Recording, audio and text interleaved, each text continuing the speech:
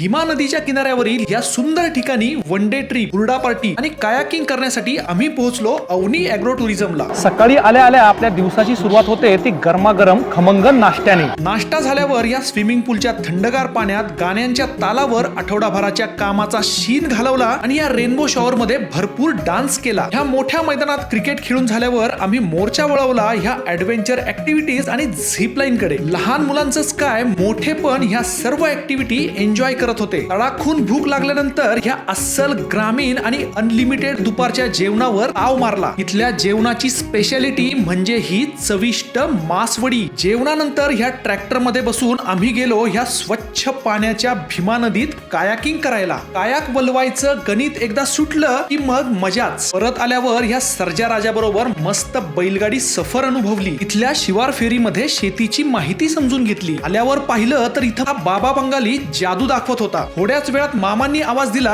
हुरडा रेडी। तडक तिकडे पोहोचलो आणि ह्या निखाऱ्यावर भाजलेल्या गावरान हुरड्यावर आणि रेवडी, गोडीशेव, कणीस, बोर आणि पेरूवर तुटून पडलो। त्याचबरोबर इथं राहण्यासाठी स्वच्छ सुंदर रूम्स आणि टेंट्सची सुद्धा योग्य सोय आहे बरं का। जाताना आम्ही इथल्याच शेतात पिकवलेल्या ह्या ताज्या भाज्या आणि फळं सुद्धा विकत घेतले। तर करा लवकर प्लॅन आपल्या फॅमिली आणि ग्रुप बरोबर चाकण जवळच्या ह्या अवनी ॲग्रो टुरिझमला भेट देण्याचा।